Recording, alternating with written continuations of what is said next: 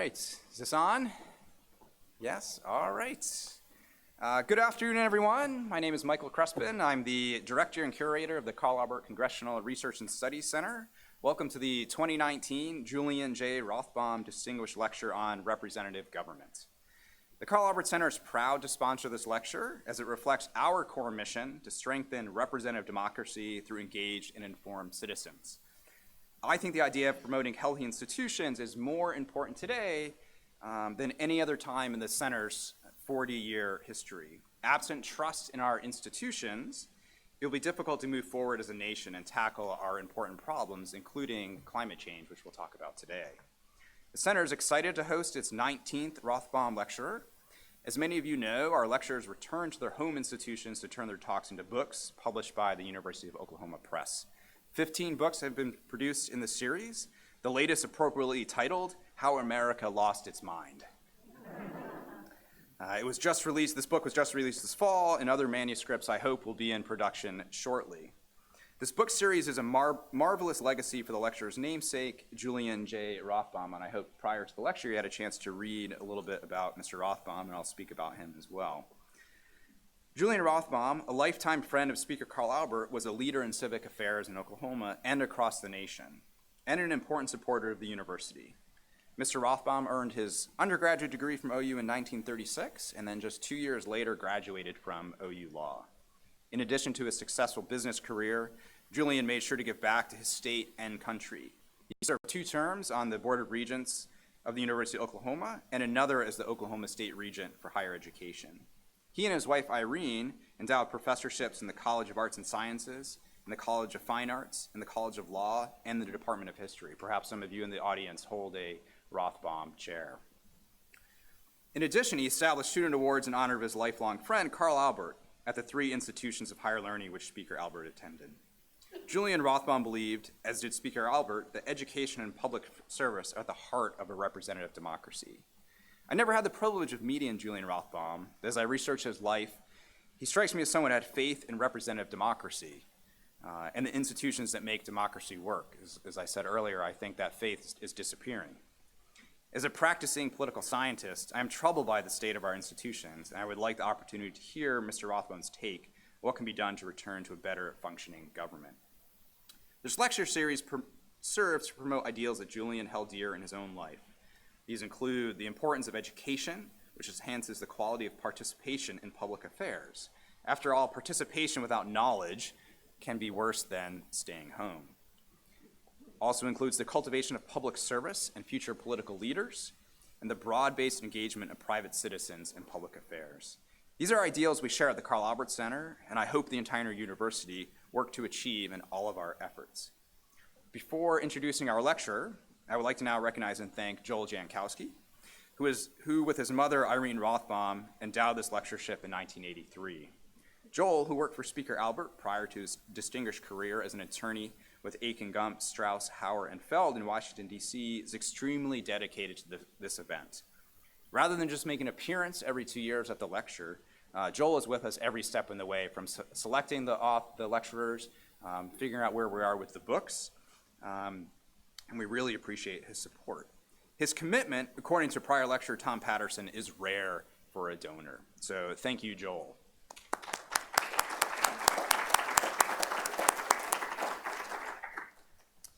The general theme of this year's lecture, climate change in the American West, might not appear on its face to be directly related to representative democracy. However, I do not see a solution to climate change absent at least some government intervention.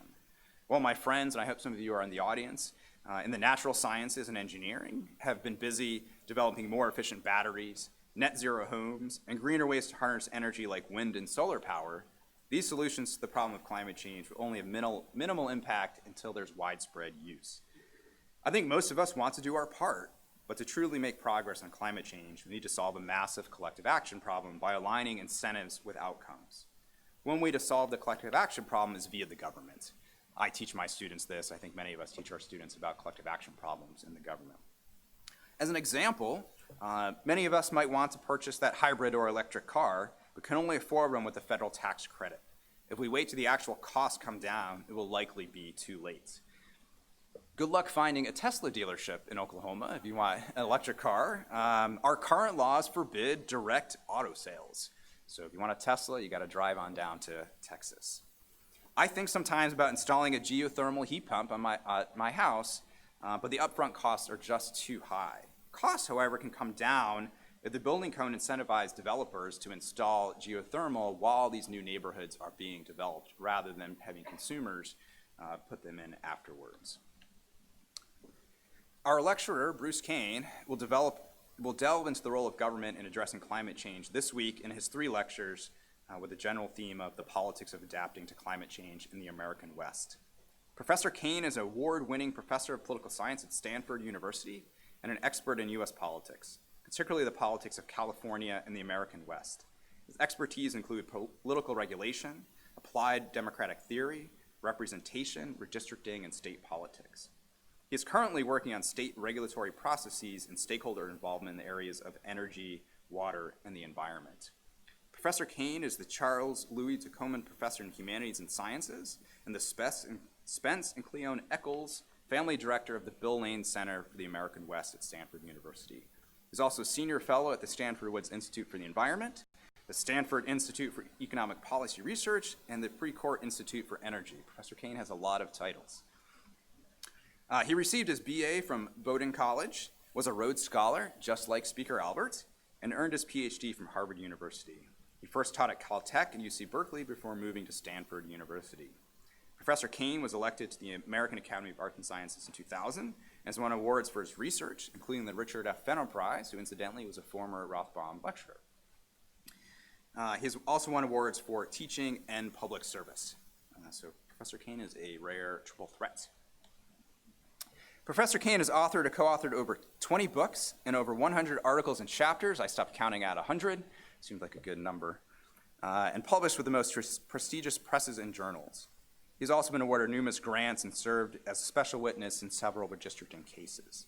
Please join me today in welcoming Professor Cain as the 2019 Rothbaum Lecturer in Representative Government, today to discuss the politics of climate change in the American West.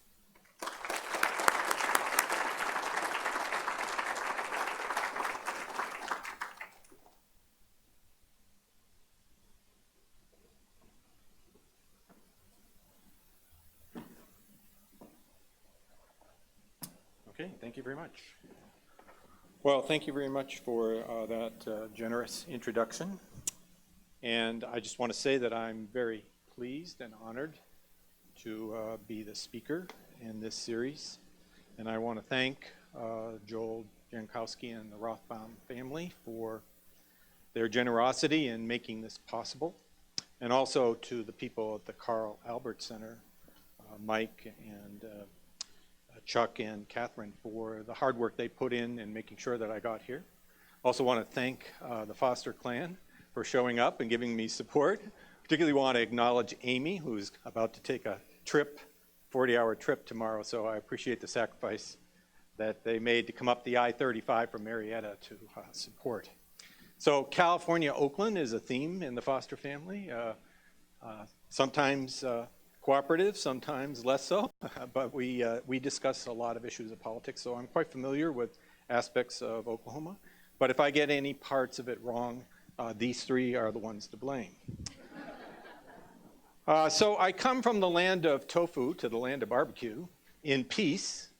I want to think about ways in which we can operate as a region and in the West in the face of these challenges of extreme weather and climate change.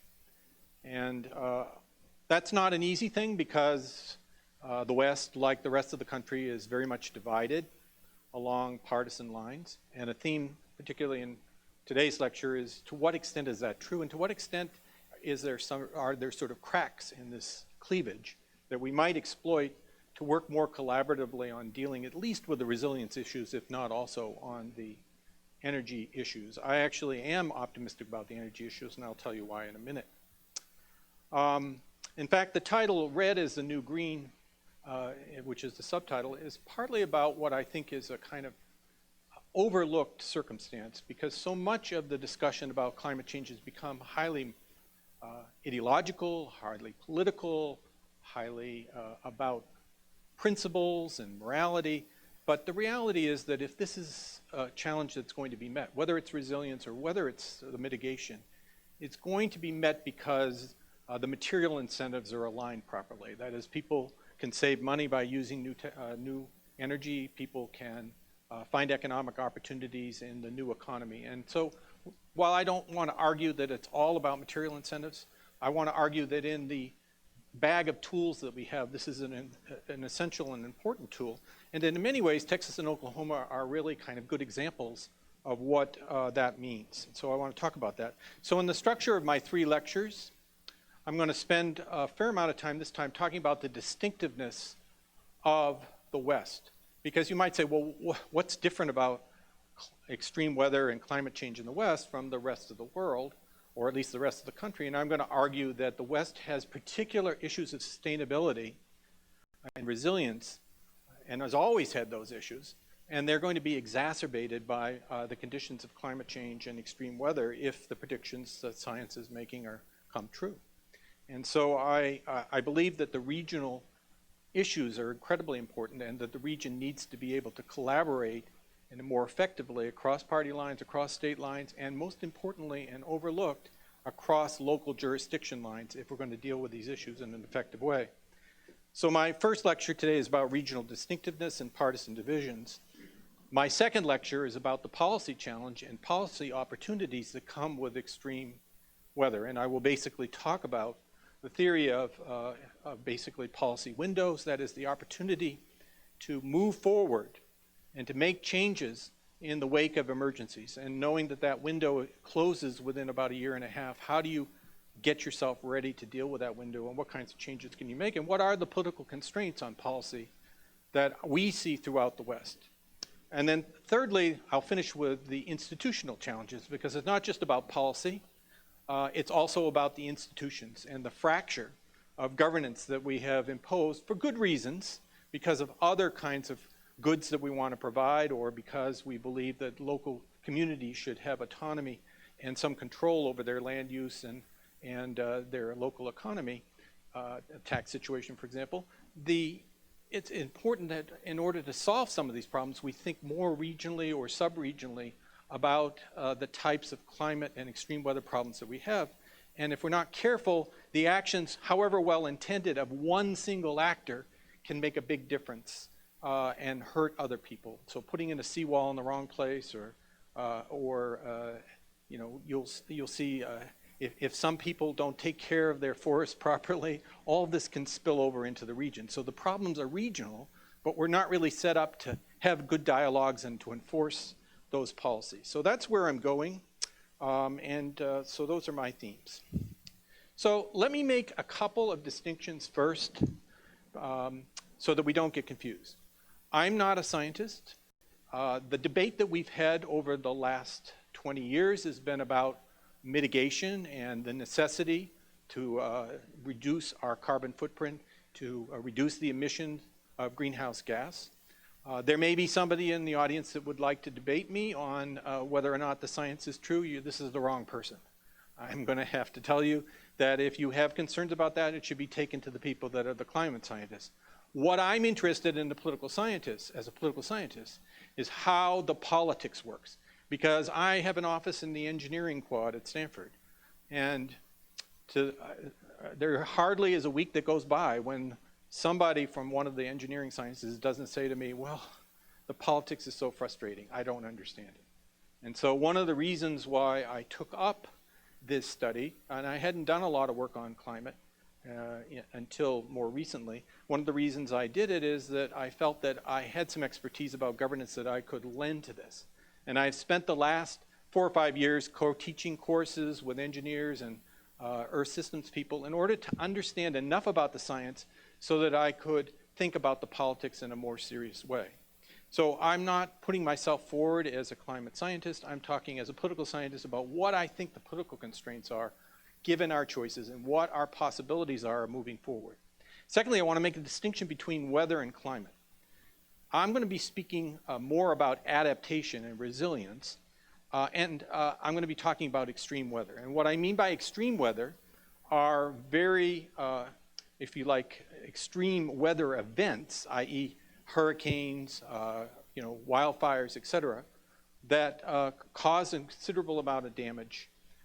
Some of them might have occurred in an earlier period of time. Some of them may have been made more frequent or more severe by climate change. It's not my job to figure out which is which, but to say that we are across the Western region observing, and I have evidence of this, that people feel this way, we are observing more extreme weather events, and the expense of this is really high. It will probably ruin the insurance markets and the national insurance markets, and so we need to think about what the costs of this are and whether we have the policies of prevention that will hold down costs in the future as we experience these wildfires or sea level rise or the flooding that you've had as recently as 2019 up in Tulsa, right? So the third thing I want to distinguish is between the hazard, the exposure, and the vulnerability. Those are the elements of risk. So I'm going to speak more about the hazard and exposure. That is, I'm going to speak more about hazard is the damage that's caused. So you can think of nuisance flooding as at one end of the continuum in terms of damage. You can think of the hurricanes that were in Houston or the wildfires that we're having in California as much more extensive damage to people and to property, right? And exposure is the number of people that are exposed. So some events are very, very isolated and don't affect a lot of people, or they're out in remote areas where there are no people. And some in urban areas or some suburban areas can affect a lot of homes, right? So that's the exposure. And the vulnerability is to what degree are you resilient? To what degree can you rebuild? What degree do you have the resources to make yourself more protected against these particular threats? And those are all the kind of core elements of what we mean by risk. And then lastly, I want to distinguish between what is so often the debate about climate change, which is the polarization, versus what Mike was talking about, which is the collective action problems. And my basic theme is that I'm actually optimistic about the polarization, because if you look at what the polling data shows, we're developing more of a consensus about climate change, and that the fact is that there are both natural and human causes to climate change. There's a growing, you'll see from the data, perception that we need to be resilient to that. But you'll see that once we get past the polarization, the political inertia, which is inherent in a democratic system which fractures power as much as ours does, is really the problem that we have to deal with. It's not that it's very easy to say, yes, these are important problems, but to actually walk the walk and not just talk the talk is the hard part of a democracy. And sometimes democracy has to be kicked and shoved before it actually operates, and that's where extreme weather is going to be part of the dynamic in the future, okay? So that's where I'm going. So what the heck is the American West? We spend a lot of time in a course we teach on the American West. We regard as one of the most interdisciplinary courses taught in the United States. We have a historian, an art historian, a literature person, a hydrologist, and a political scientist. And we teach the themes of the American West, and one of them, right from the start, is what do you mean by the American West? And there are a lot of different definitions, but I'm going to give you the Bill Lane Center definition. This was a very important. If the definition had not been right, my wife Jody would have objected, but fortunately, Oklahoma is, at least in part, in the American West. So we're taking the definition of the American West from a very early explorer, John Wesley Powell, a very interesting man, an adventurer, a scientist, an ethnographer. He basically led a very important expedition down the Green and Colorado rivers. You can see he's missing an arm. He lost that in the Civil War, but he managed to climb up and down the canyon walls of the Grand Canyon, despite the fact that he was disabled. And if you are interested in reading about this, there's a Stanford author, Wallace Stegner, who wrote a book called Beyond the 100th Meridian. So there's a Stanford connection to that. So when Powell looked at the West, he said he was looking at precipitation alone. And he looked at precipitation and he said there's a line of precipitation where it drops off drastically from a particular number, and that constitutes the arid or desert West. Okay. Now that definition has been, if you like, modified by hydrologists, and there are much more sophisticated measures of aridity. And so what hydrologists mean by aridity is a combination of the high temperature, the lack of precipitation, and also what they call, basically evapotranspiration is the term they use, which is evaporation from the ground, from the soil, of the liquid into the gas, and also transpiration from the plants. So basically what they're talking about is something that has policy significance, because as the temperature goes up, all those conditions make it harder to store water. The water evaporates. It means that you have to irrigate more. It means that the snow caps on mountains where we store a lot of water in the far west are getting smaller, which means the runoff happens sooner, which means we have to change the way we store water. So rising temperatures presents policy challenges throughout the West. And aridity is, I would argue, the foremost challenge that makes us distinctive. And you can see the green is where more precipitation is. You can see as you get into the plain states that the precipitation drops. And then as you get into the far west, until you get out to the west coast, in particular the northwest, you have much more aridity. Now, of course, the line, the 100th meridian, is part of Oklahoma's history. In some places, the 100th meridian was actually a much despised sign, because banks and insurance companies would basically punish people that lived on the wrong side of the 100th meridian, which is, I think, a distortion of what Mr. Powell was trying to tell us. But nonetheless, that was the case. The interesting thing is the aridity line has shifted. And so now it's the 98th, and you might wonder, where does the 98th go? It goes through Oklahoma City, it goes through Fort Worth. So basically it's moved to the east. And the projections are that if the temperature rise continues, it will move even further east. And at some point, maybe Oklahoma will be entirely in the Lane Center's definition of the West, which I'm sure is a great relief to many of you in the audience. Now, one other thing I should say is that we frequently talk about the West as having subregions. And so one of the things I wanted to do when we did a regional survey was actually test whether or not the regional differences matter. And I will give away the bottom line, which is, surprisingly, I don't think the regional differences that we imagine to be so important are really what's going on. I think what you're observing is the secondary effect of partisanship. But there are some things, and I will point it out, where there are differences between the interior West and, say, the far West. And so we will note those. Now, what I'm presenting to you is just the beginning of our exploration of this work. We're going to be doing a lot more sophisticated analysis, but we spare you that. That's for political scientists. So I'm going to be drawing from a bunch of things. The Bill Lane Center does a lot of research on environmental governance. We're particularly interested in what are the mechanisms that bring people together to solve problems related to sea level rise or fires or drought. We work very closely with counties in our area as kind of test cases, and we teach a course. I teach a course with engineers where we discuss what the alternatives are in dealing with sea level rise or with wildfires, and then we bring the community, community representatives in, and we discuss what these options are.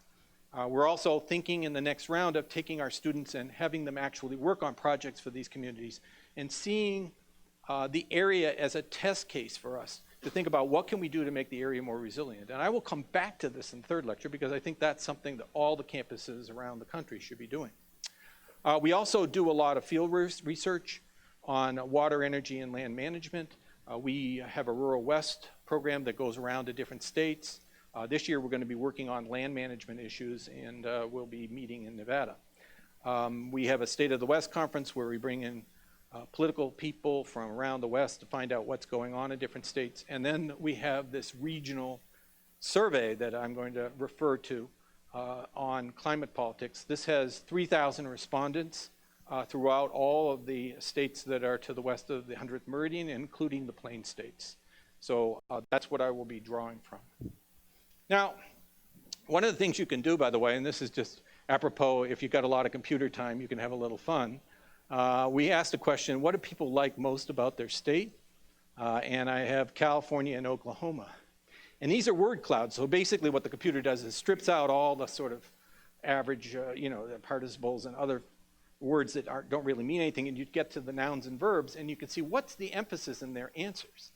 And it was somewhat amusing, although perhaps a little suggestive of the superficiality of California politics or California people, that the number one thing people like about California is the weather, okay? Now there's other things, there's diversity and the people, et cetera, and the beaches and the ocean, but that's basically what people like. And it's, I guess, a statement of some pride perhaps for Oklahoma, that the thing that people value in Oklahoma is the people, which in California, I guess, we think is strange. At any rate, that said, when you ask what they don't like about their state, the weather does come in and the heat does come in. So you guys aren't totally non-superficial. You may be a little bit better than us, but not much better.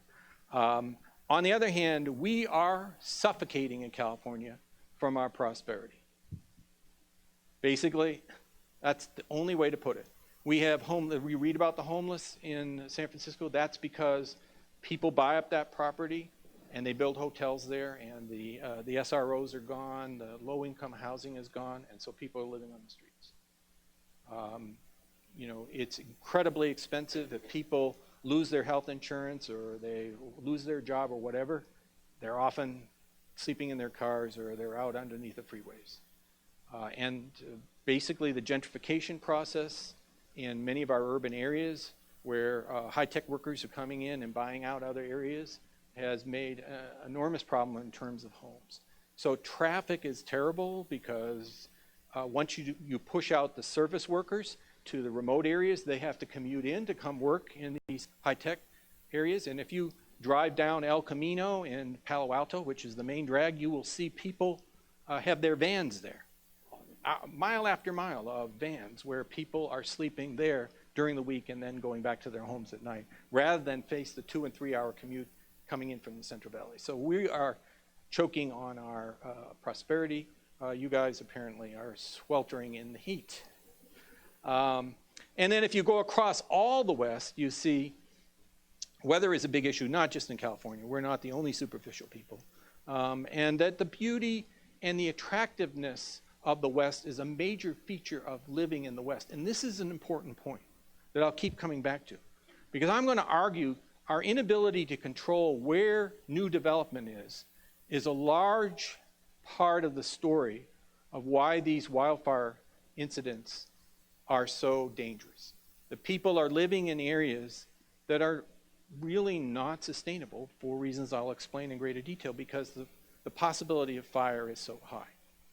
Unfortunately, you'll see as I look through the data, most people, their answer to that, again, across the Western region, is let people build houses which is more resilient to the fires. I'm not sure that strategy is going to work.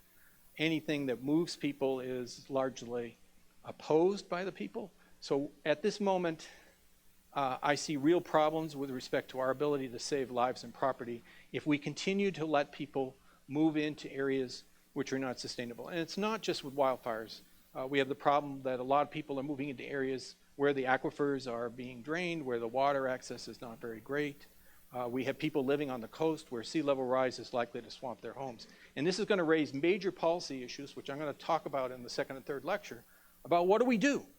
Because we believe in the freedom of people living where they want to live, but do we continue, after they get swamped out or burned out, do we continue to pay for them every time to rebuild through our programs? And so that's where I'm going to go with that. So let's talk about whether the American West is a distinctive region.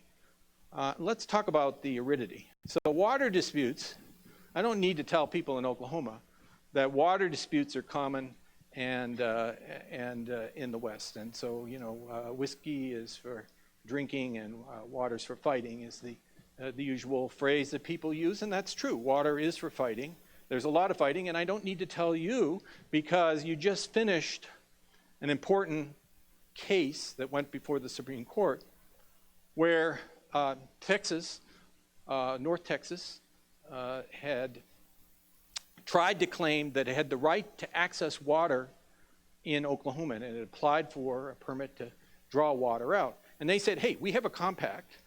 The compact says that you have to reserve a certain amount of water for Louisiana down there because they don't have any facilities for that.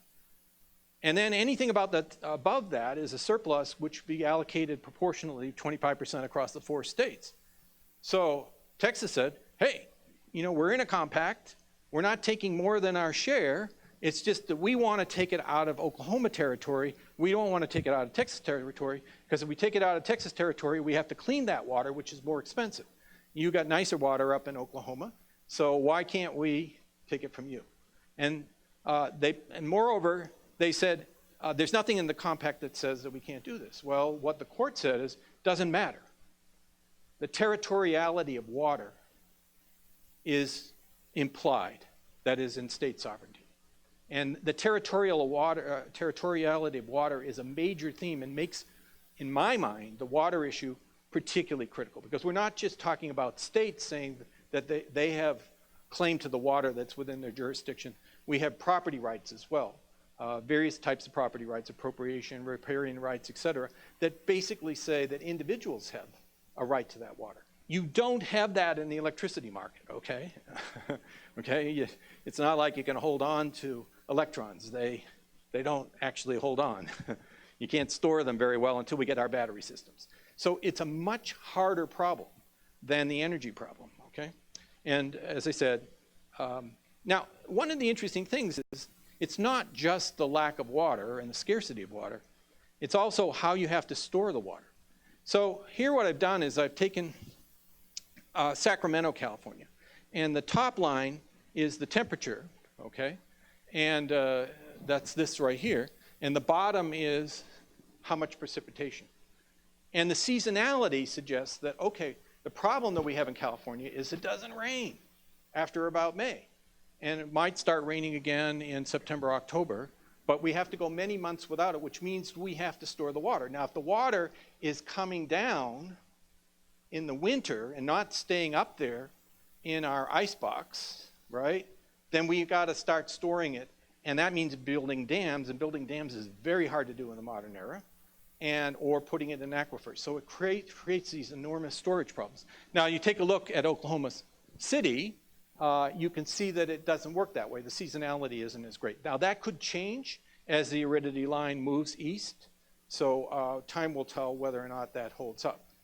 Not only is there that, there is something called year-to-year variability. That is to say, is one year predictable of the next year? Can you count on rain of a certain amount year after year? And here the colors are such that the variability is lowest with the pink, meaning year to year there's more predictability in the rainfall. And then as you move over to the green and the dark, you're getting to the areas where the variability from year to year is greater. And that makes it hard to plan as well. Because if you're, say, you're running a dam and a reservoir, you have to know how much water to release. And you have to make projections about what's going to happen in the upcoming years. So it complicates water management enormously.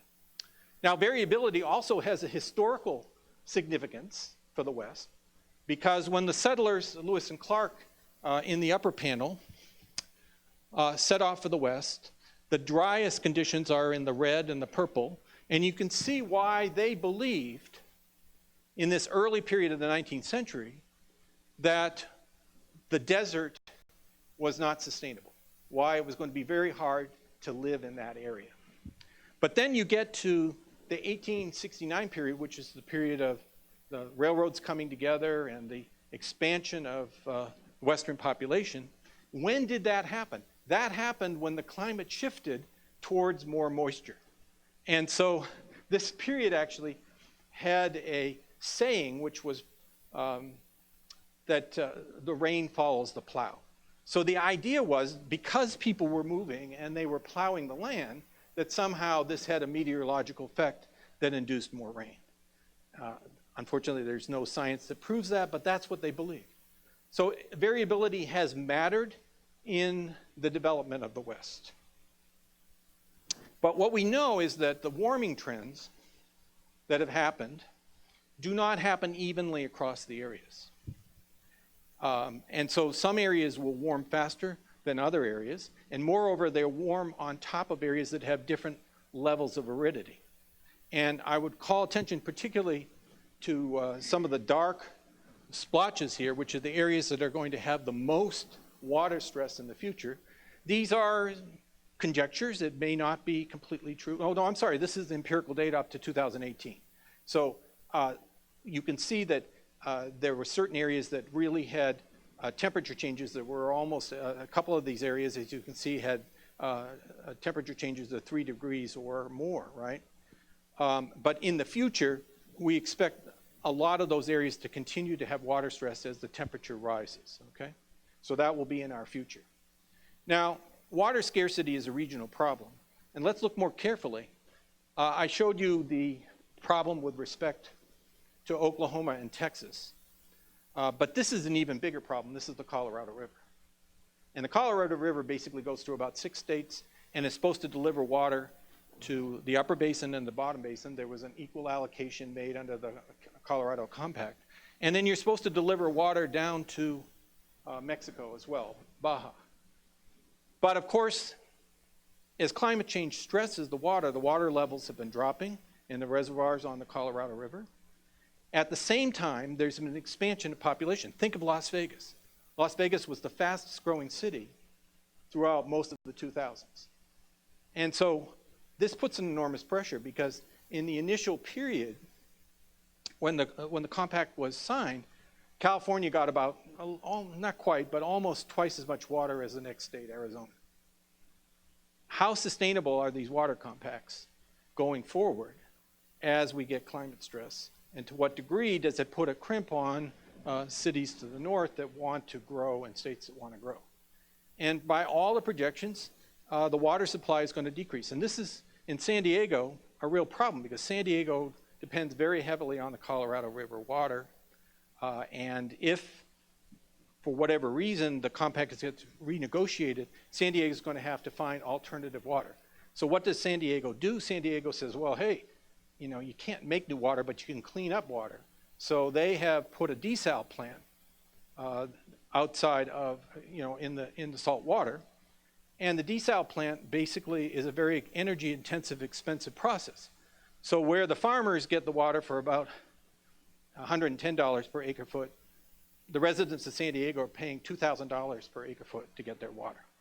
That's not a sustainable condition, okay? And eventually we're going to have a big fight, and not just in California, but in other states, over the water between these different sectors. And in addition, the seasonality and the variability and the extent of the droughts means that the very distinctive wildfire pattern that you see right here, which looks a lot like the 100th meridian, is because we have these extended periods of no rain.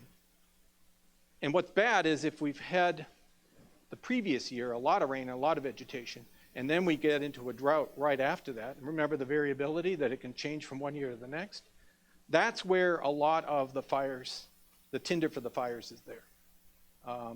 And then add in the population component. When we let people live and their trucks and their lawnmowers or PG&E's wires spark these very dry conditions, that's how you get the fires. And so a lot of the fires, particularly the ones that are raging right now in the Pacific Palisades and elsewhere, are fires that are right on what is known as the wildland urban interface, also called WUI areas, where we have allowed development because local governments want the revenues to move into areas which are particularly dangerous.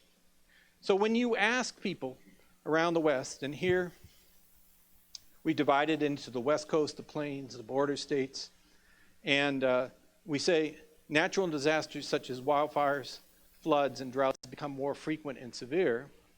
You see that pretty much across the West, if you take the green bar and the orange bar and you add it up, you get over 50% across the board. Yes, there are differences. It's a little less likely in the plains and the interior, and we'll see that that probably has a lot to do with party identification. But nonetheless, the point is lots of people see that things are changing in their environment. And when you go we do these sophomore colleges where we go out and talk to people and residents in rural areas, and they will tell you that they notice patterns in terms of wildlife, in terms of hunting, in terms of fishing, salmon, particularly in the Northwest where the survivability of salmon is a big issue for a lot of Native American tribes, a lot of commercial outfits. So people do notice it. But then you got to remember that a lot of this has to do with our partisan differences. So this is, again, the same thing and if you go up from the bottom, you can see Democrats are much more convinced that these things are more frequent and severe, but still you're getting close to 50% of Republicans, but there's huge differences in partisanship.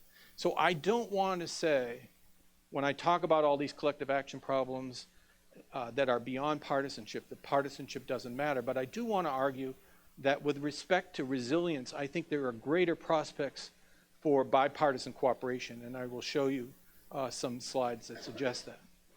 So basically, in sum, what I would say is the aridity problem, I think, is a core distinctive problem of the American West.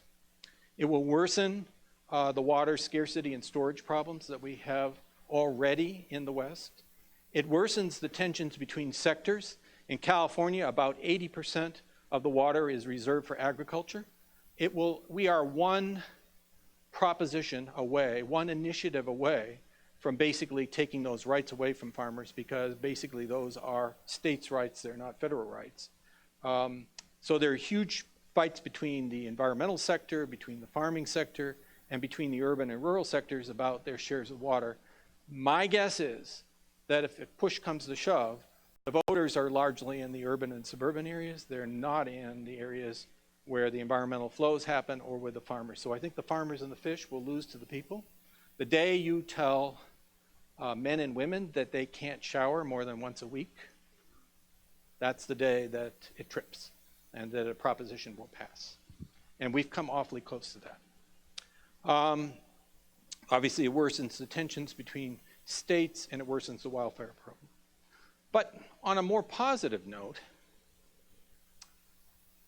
a second distinctive feature of the West is that we have abundant and diverse energy resources. So basically, if you look at the topographic West, you can see once again why the 100th meridian makes sense. The topography of the West is very different, and our hydrologist / Earth systems person gives a wonderful lecture about the particular types of mountains we have in the West and how they came about and the evolution of it. Obviously, one aspect of that, which we experience particularly way on the West, you can see from the dark color, is the frequency of earthquakes. You have had some earthquakes. I'll leave it to you guys to decide how much of it has to do with fracking and how much doesn't. I don't know. I don't live here. But ours are not fracking caused. They're caused by the movement of plates. And there are some similarities between some of the problems that I'm going to talk about, the collective action problems with respect to climate and earthquakes. But I just mentioned that. So the fossil fuel legacy really has a geological history, and again, my colleague is better at explaining this, but the bottom line is that you had inland seas, and the deposit of organic matter under the seas eventually becomes the basis of a lot of carbon fuels, gas and oil. You can see the correspondence between where the sea was and where the oil and gas is, right? So it was a kind of geological freak that created these resources in our area, okay? We have a little less of the coal, but some of the coal that we have is particularly valuable, particularly in the Wyoming area, where you can basically just scrape the dirt off and take the coal out very easily without doing a lot of mining, and the coal is much purer than the coal that's in the East Coast. So there are valuable fossil resources in the West, which become a source of tension that we're all aware of between extractive states and states that are more committed to renewables. But the reality is that we have a lot of renewables. Again, the darker colors indicate a more favorable environment. So this is geothermal, which again is related to the topographical features that I talked about. And the geothermal resources in the West are much more significant than geothermal in the East. Another reason to think of the 100th meridian. The solar resources are also much greater. And you can see Texas and Oklahoma have real opportunities with respect to solar resources if they choose to take advantage of them. But what they have done already is take advantage of their wind resources. And this, you just look at it and you can see again, this is the wind, the mean wind, and they usually measure it at the height of the 280 feet that the current turbines are at. And the wind resources here are vastly superior to the ones in California, or except for the coastal areas on the East Coast. You can see that this is a real resource and a real opportunity for the plain states if they decide to move forward with it, which they have done and which you have done.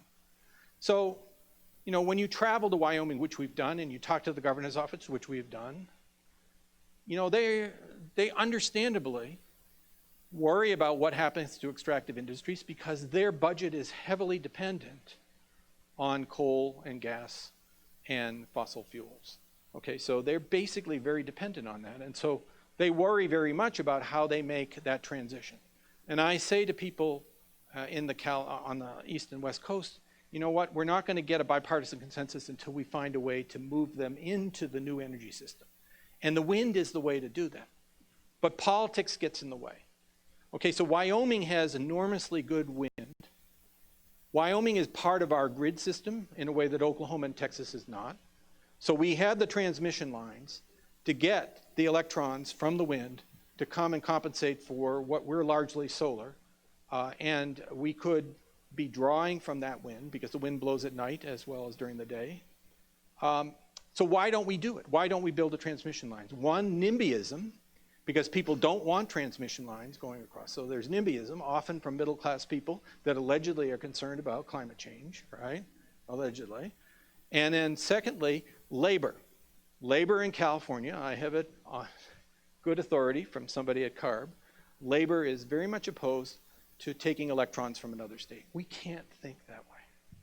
We can't think that way, okay? We have to think as a region. And we have to include everybody in the change and transition of the economy. It can't just be an East Coast and a West Coast thing.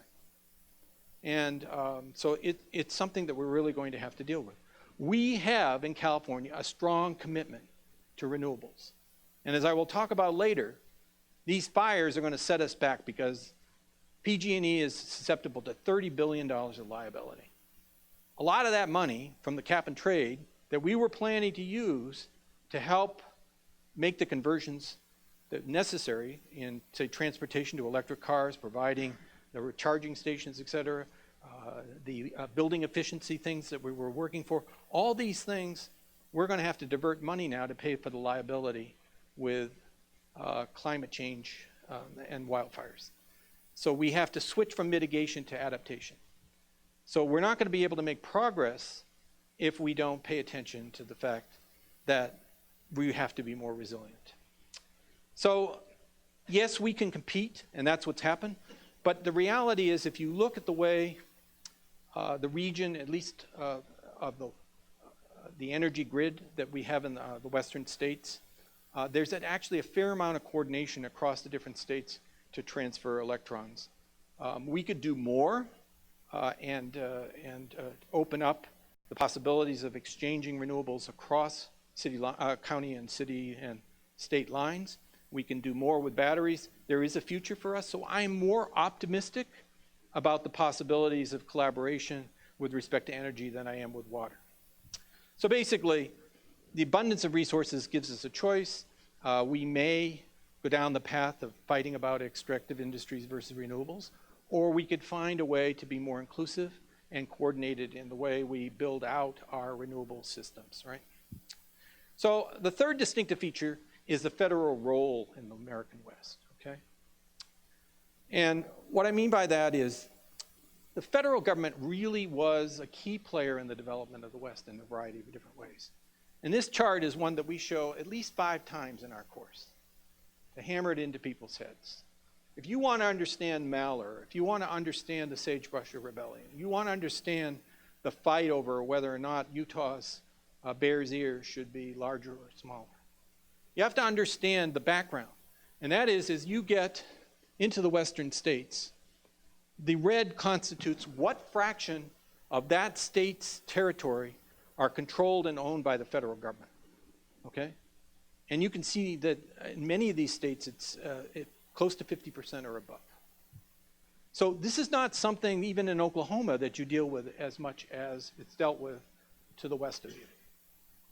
And moreover, it's not just that the federal government's there, but it's fractured into different agencies. So you have the BLM, Bureau of Land Management, you have the Department of Defense that owns land, you have the Forest Service, you have the Fish and Wildlife Service, and you have the National Park Service. And then within these, you have wilderness areas where you have a whole different set of rules about how to keep the area pristine. So you have a lot of different agencies, and all those agencies have slightly different missions. So the mission of the BLM is largely to make use of the resources of the West. The National Park Service is to increase recreation and use of the West through the parks. Fish and Wildlife are taking care of the fish and wildlife. And the Bureau of Land Management does a lot of the management of minerals, but it also it has areas that are recreational, so it's kind of an all-purpose area. So the problem with that, and I'll come back to this in the third lecture, is that there isn't a kind of coherent voice for the federal government. And so I kind of understand where Trump is coming from when he tries to relocate departments that work in western areas out to the west. And I kind of am sympathetic to that the gap and the distance creates a lot of suspicion. I would have handled it differently, but I think that the basic idea that somehow we've got to figure out how to bridge that sort of distance and that lack of trust between the federal government and many of the western states. So this has manifested itself in political movements, and people are well aware that basically states control less than 50% of the land, in this as what they've called a federal fault line, and that more than 95% is controlled by the states on the other side of it. And that gave rise to the Sagebrush Rebellion, which was a rebellion in an earlier period during the Reagan years, where people were really fighting over who can develop the land. Is it the federal government is preventing private development? Should they be giving the land back to the states for that? This is a period of increasing regulation, environmental regulation, Clean Water Act, Clean Air Act, the Endangered Species Act, and all these acts feel to many of the residents as impinging on their freedom of action in those states. Yet, of course, they also have important environmental purposes, so it creates incredible tensions. And most recently, of course, we had the occupation of Malheur in Oregon, which really brought this to a kind of violent head with Lloyd Finicum actually dying in a police chase. So do people resent it? This is where I think you start to see some differences across the regions. So the statement is the federal government owns too much land in my state, and you can see that the two categories, the green and the yellow, are agree to the statement that the federal government owns too much land. And you can see that for the three first regions, the West Coast and the Plains and the border, there are a lot of people that have that middle bar, which is, I don't know, I have no idea, okay? But you get to the interior state, the bar of uncertainty is lower, and you can see much more of a sense that the federal government just has too much land in my state. And yes, it is also partisanly divided. Again, if you look at where the agreement of this is, it's much higher among Republicans and independents than it is among Democrats. So you can't take the partisanship out. But I also think there's a distinctive regional experience that underlies something like the Bears Ears conflict. We also asked whether there are too many government regulations. There, I think it's more even across the different regions. But once again, the interior, the area where the parks are, where the monuments are, where religious relics are, that's the area that I think there's a somewhat more of a disagreement about it. But again, a lot of uncertainty in other areas. And once again, it divides on party lines. That is to say, if you start from the bottom and you look at the agree and disagree, very few Democrats believe that the federal government has too many regulations. But of course, most of them don't live in these interior states, right? Most of them are in urban areas. It reminds me of a proposition that we had in California about 20 years ago, which was basically to save the mountain lions and prevent them from being hunted down. and then you looked at the voting returns, and all the support for saving the mountain lions came from the urban and suburban areas, and all the disagreement came from the people that were actually getting eaten by the mountain lions. So, you know, you kind of go, hey, shouldn't they have a little extra weight? Actually, now mountain lions are moving down into urban areas, so that may be changing, so we'll see.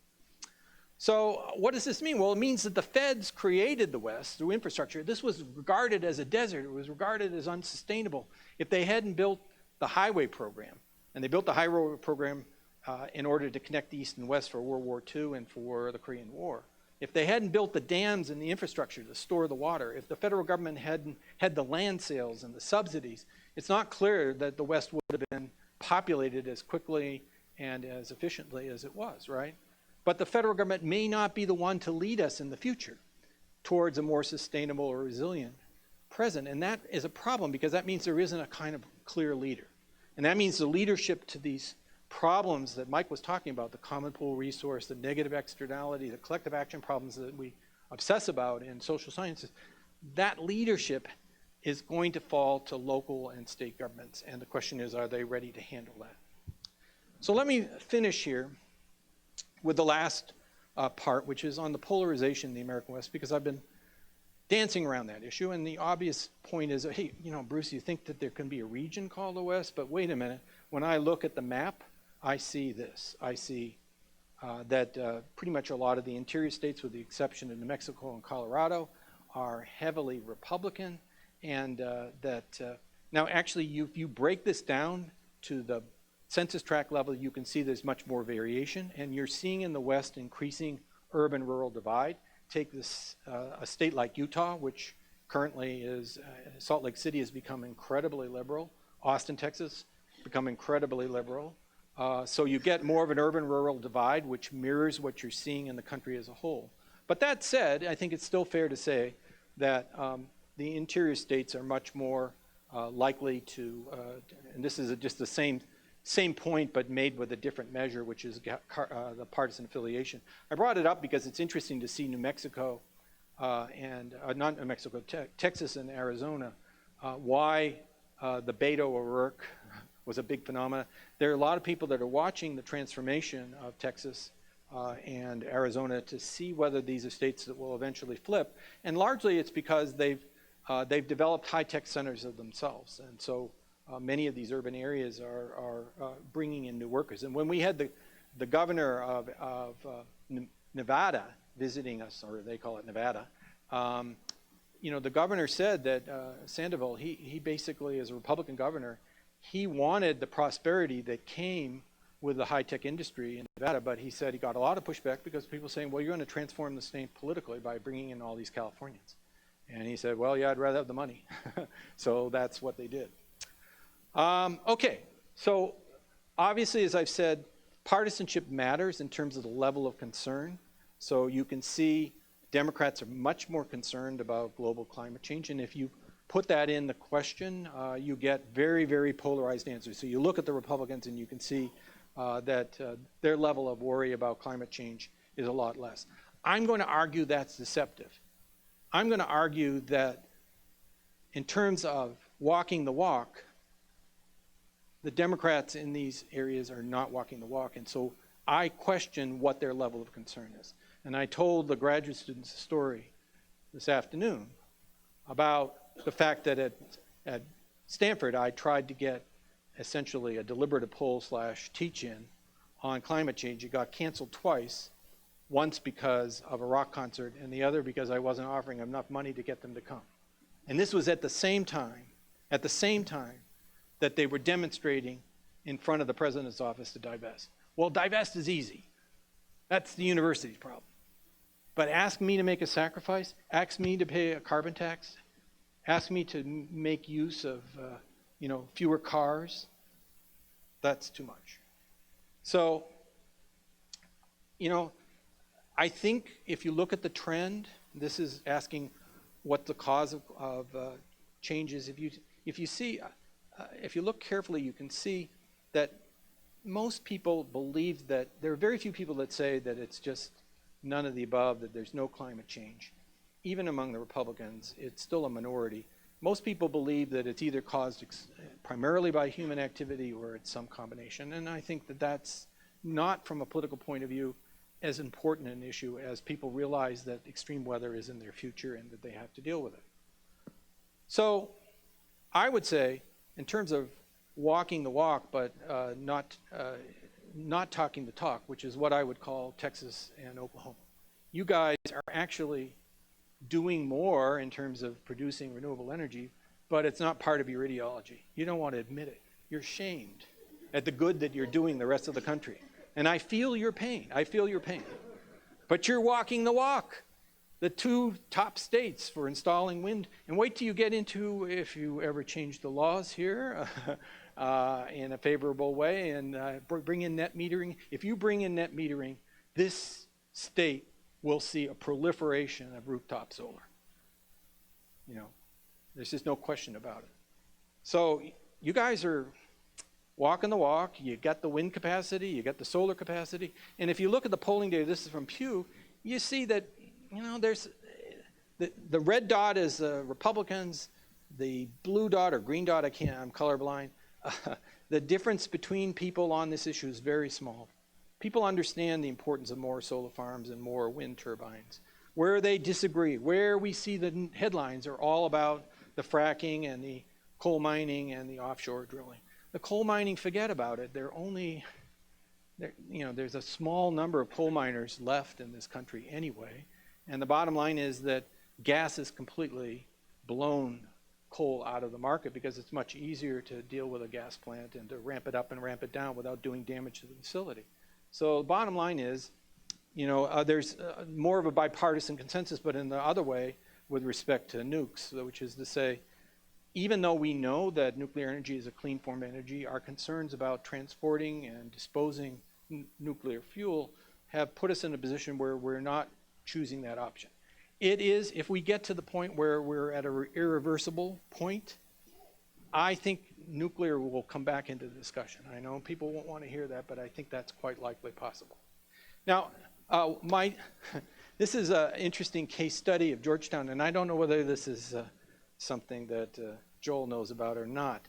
But bottom line is that one of my research assistants found this. Here's a town that I think it's a little bit north of Austin that basically has committed itself to 100% renewable energy goal. And I think this is the kind of action that we need to see where communities that really are committed to it move forward and try to do, as demonstration projects, attempts to try to do ambitious renewable energy projects. And I thought the quotes, I don't normally read things, but I'm going to read it to you. No, environmental zealots have not taken over our city council, and we're not trying to make a statement about fracking or climate change. Our move to wind and solar is chiefly a business decision based on cost and price stability. Okay? So they're hoping that they can sell this. It's going to take a little more in the way of legislation to do it. But there is a second path. It's not all about morality, and it's not all about who's holier than whom or what political party you belong. It can be a dollar and cents matter, and I think that this region can be a leader in that. So, the other problem about this is that in the blue areas of the West Coast, there's a lot of talking the talk, but not walking the walk. And I point to the state of Washington, which has had two initiatives. The first initiative was based on a proposal by George Shultz, who's a Republican. The Hoover Institute supports this. And basically what it said is, we're going to have a carbon tax, and we're going to substitute that carbon tax for regressive sales taxes. So basically it will be revenue neutral. We're not increasing the taxation, we're just substituting out one form of taxation for another. And in general, Republicans are a little more sympathetic to that, but basically this went down, you can see, by a pretty big margin. I think it's 59 to 41, okay? So basically it went down very heavily because a lot of Democrats didn't support it because they didn't like the idea of it being revenue neutral, okay? How important is this issue to you? Then, okay, they said, okay, let's try a different tactic. Let's not go with George Shultz's proposal, but let's go with a proposal where we basically don't call it a tax, we call it a fee, as if people would be fooled. And then we will distribute that money in different proportions to various, so, whatever revenue we get from that, we'll put it towards clean energy and oil, clean water and healthy forests, healthy communities, and then we'll spread these projects all around and we'll use a pork barrel strategy, which would work well in the Congress in the olden days. Can't do it anymore. But it doesn't work with public opinion because this one went down also 56-44. So 2 attempts to pass a carbon tax, which many economists believe is the most efficient way to encourage and nudge people away from carbon-intensive products. So we asked the question, what is your willingness to pay a carbon tax? And basically, the green indicates willing and the brown indicates not willing. The highest number you get is 40% in Oregon and close to 37 or 38%. In other words, there is no state in the West currently that will vote for a carbon tax. And that is not just because of the Republicans. That's because Democrats won't vote for it. And I will show through the course of these lectures other instances in which Democrats are unwilling to pay fees. They will talk the talk but not walk the walk. So my message is, it can't simply be posturing behind slogans. This is not going to be easy, and we have to confront this. I see you want to ask questions, but I'm almost done, don't worry. Okay, so another thing that noticed is we asked people what they were willing to do, and you will see in this chart, basically we plotted the red dots are the Republican position, the blue is the Democratic, and what you see is people are thinking about accommodation strategies. They're willing to take their residence and make it more resilient, but they don't want to move. But when you ask them to move to a safer place, Republicans in particular oppose, but so are Democrats, and none of it gets over 30%. So it's very hard to think of relocation strategies, getting people out of these areas. Once they're there, it's very hard to move them. And then, God forbid you get into taxation, because then you get a high level of partisanship, and again, a reluctance on the part of many Democrats to pay that. Same thing, when you ask Democrats, are they willing to buy an electric car, you can see that it's, it's about 50%. But you ask them about traveling by plane less, it always strikes me as a little hypocritical that a lot of the people in my building that are very pro-climate change, excellent scientists, they travel all over the world to talk to each other, okay?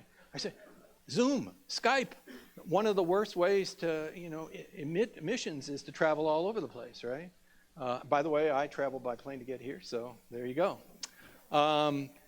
You can see that, that as you get to replacing your appliances, et cetera, or divesting of stock, you get very different reactions. So the point is that the more it costs people to do something, the harder it is. And if that's the real test of whether people are committed to climate change, I say there's a lot of work to be done on both sides of the aisle, is my point.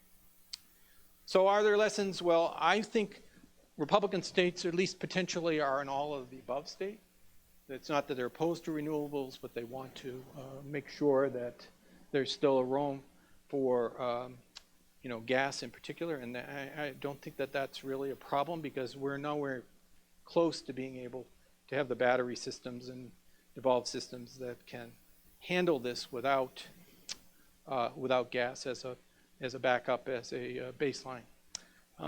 Again, the importance of material incentives that is really driving down the costs makes a huge difference for people. And then the reality is that among the Democrats, there's a lot of work to be done to make people realize that there are hard choices ahead, that it's not simply a matter of posturing. So with that, I will end my formal remarks. Thank you.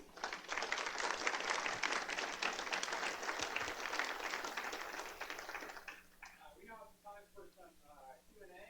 We have people with microphones somewhere around the room. So if you want to ask a question, raise your hand. Please wait for the microphone to get to you. I prefer easier questions if possible.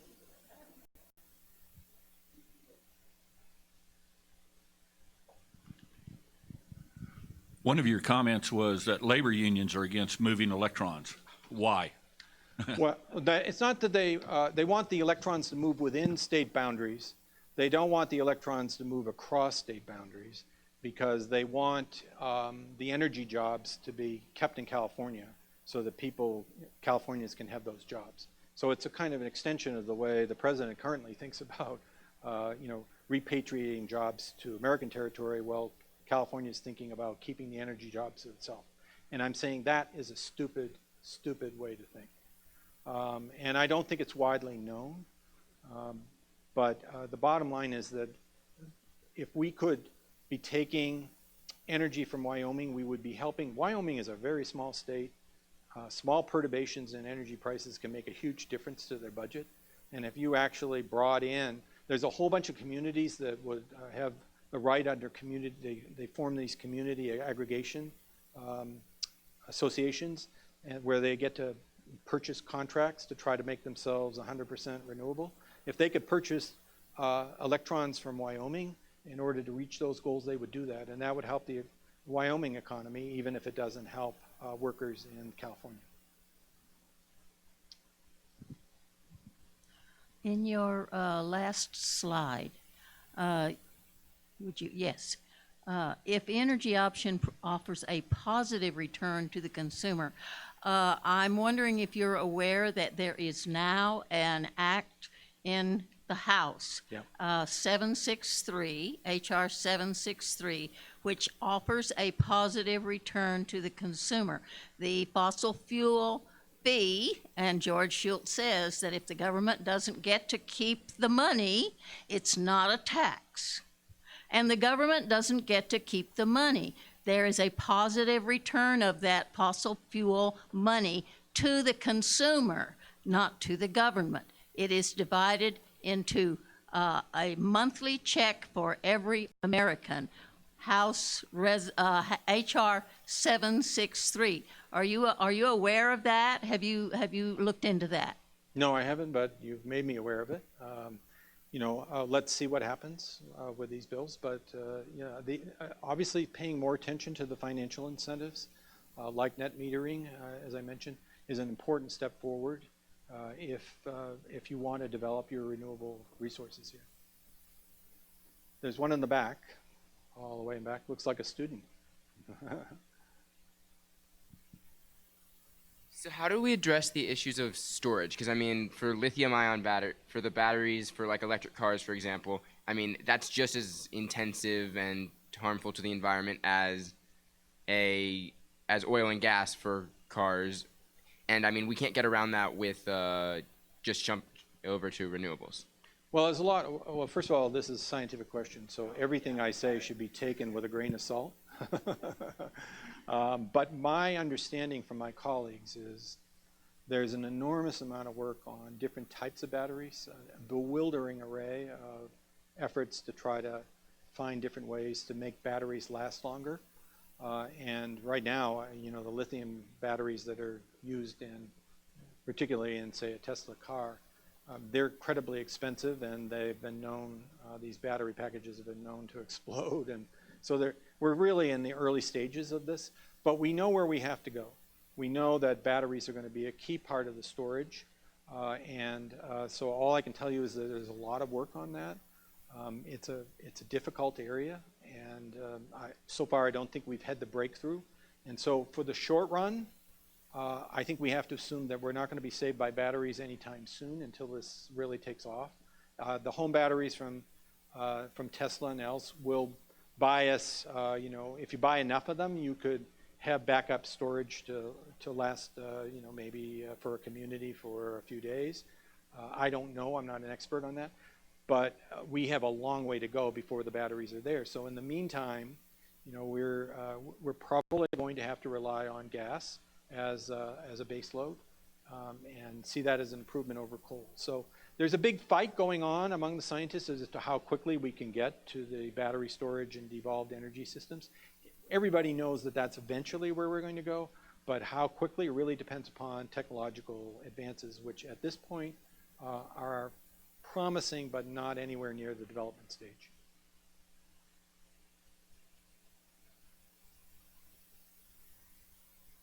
You distinguish between aridity and warming. Yeah. Is that because aridity is driven mostly by precipitation or lack thereof as opposed to warming, or how tight are Well, those? aridity, as I understand it, as explained to me by my hydrologist friends, is a combination of things. It involves the sun, involves the temperature, involves the wind, actually, that can also be part of the process of transforming the moisture on the ground into gas. So all of it has to do with how long can the water stay on the surface, which affects, as I said, the irrigation, affects the storage of water in reservoirs, and how much of that you're losing to evaporation. So it also has had some real effects on how we think about irrigation in a lot of places. And so the smart irrigation irrigates in a way that's much more water efficient, instead of just pouring water as we were doing in California over whole areas in an inefficient way. We're doing it more efficiently because of the loss that comes through evaporation. What are the impacts and opinions of turning the power off in California? Oh, well, would it surprise you to know that people are annoyed? So this is something that in political science, I was saying this to Mike, that we really dropped the ball, which is we haven't really studied public utilities, just like we didn't study Fannie Mae, Freddie Mac. So these corporations that are partly businesses and partly public entities, they have two very mixed missions. One is to make bucks, and the other is to serve the public interest.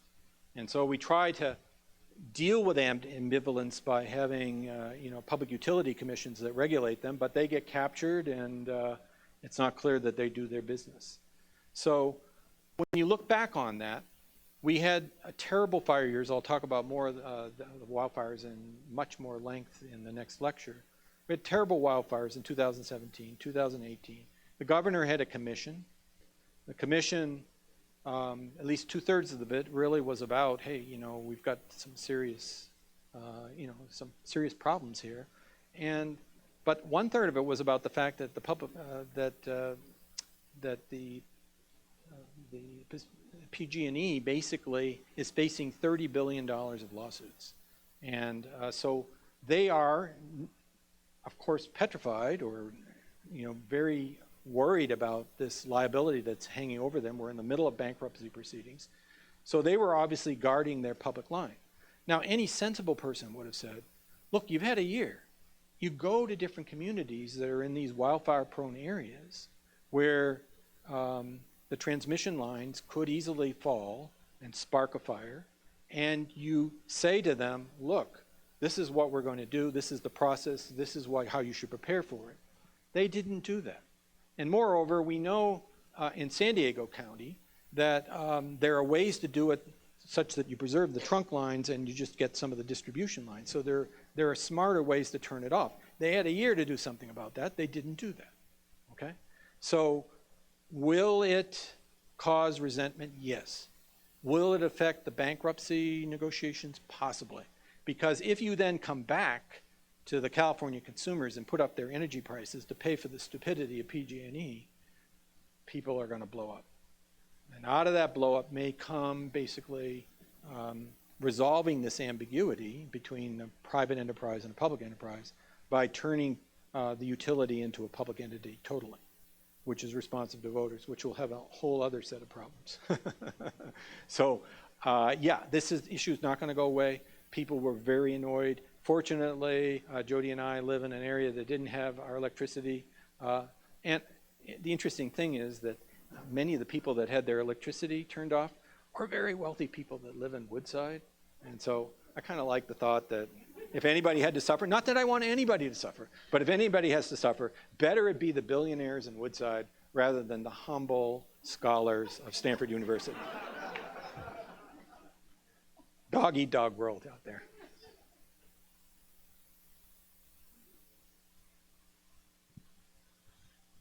Can you elaborate a little bit more on the wind energy, why Oklahoma and Texas are leading where California is not? I think you touched a little bit upon it.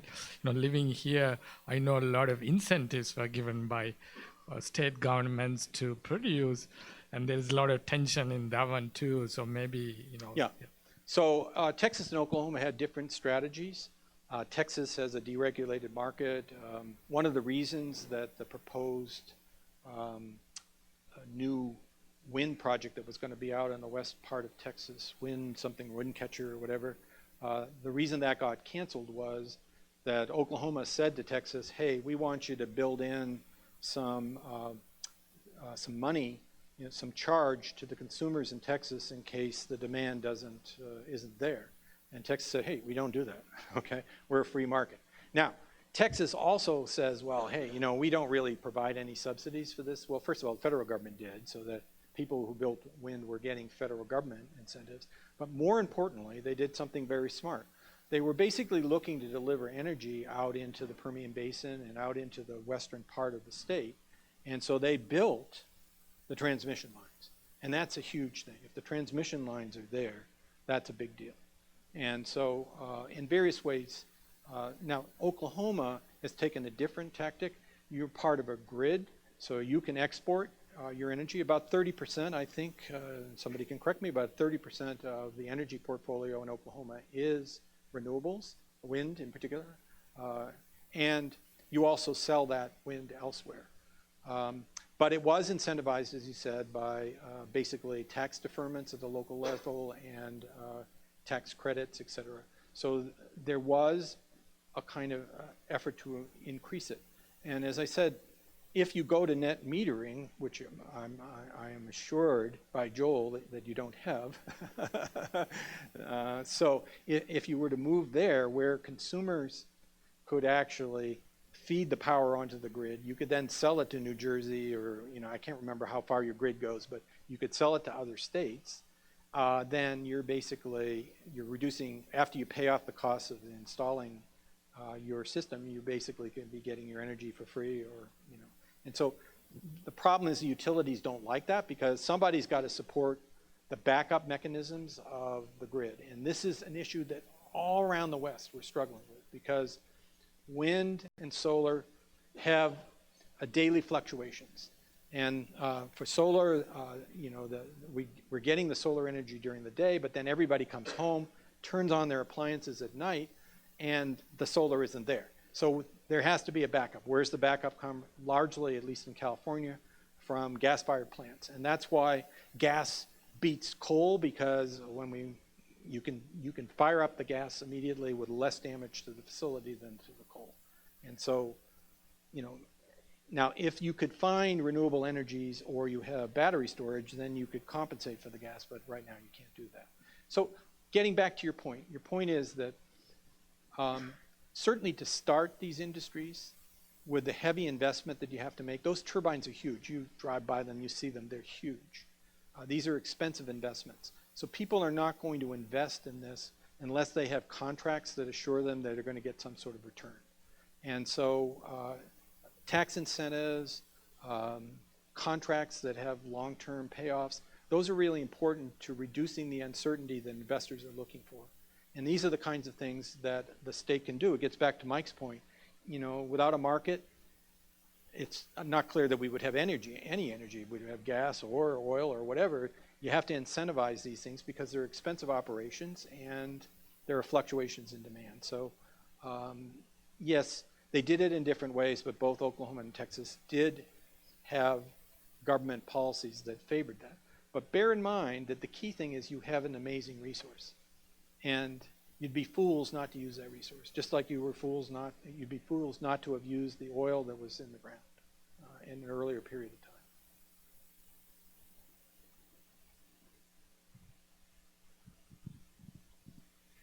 You talk a lot about policy, rational arguments, polling data, and all that, but I can think of 3 names that dwarf all your polling data in Oklahoma: Harold Hamm, Yep. Koch brothers, Donald Trump. Okay, so you don't see the role of public opinion when interest groups and lobbyists actually dominate? Is that what you're saying? Well, I'm saying that you're critical of Democrats for not walking it enough. Walking the walk, yeah. Walking the walk, but that's dwarfed by the the corporate powers that have been dominating. Yeah, okay, this so there are decision. two issues here. Why am I dwelling on the Democrats? Because I think actually you can do a lot more about the Democrats than you can do about the Republicans. Okay? So I go where it's feasible, and I think it's much easier to call out hypocrisy than to get people that are ideologically and tribally committed to the opposite side, okay? Forget about it, okay? So that will eventually, according to the data, get taken care of with what's known in the demography trade as replacement, because basically all the data show it's the older voters, older Republican voters, and less well-educated Republican voters that take the position against science.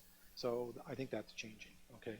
So, but then you raise a second problem, which is a much more deeply problem about democratic representation that I'm sure Michael's group has looked at, and that's the whole problem of the lobbying industries and the campaign finance and the influence that we have in this country. And all I can say is that most political officials will not take a dollar from special interest if there's a penalty in terms of votes to be paid for it. So you cannot give away tobacco money. You cannot give away utility money in California, because the minute the voters hear that, you're dead. And so ultimately, voters do have the ability to override it. Where interest groups and lobbying money makes the biggest difference is in what I call the sort of invisible side of democracy, right? Where things are not as obvious, you don't know about what's going on, the issue is way too technical, et cetera. So yes, it's an issue. What we know is that one side doesn't get, lobbying is not quite as problematic as you might imagine, because there's been a proliferation of groups that lobby on the other side, nonprofits and other groups, consumer groups. And that can also be an effective way of counteracting it. But there has to be organization, and that varies from state to state and from region to region, okay? Maybe one more question? Or not. Being none, I'll call this to a close. So thank you for that. Thank you.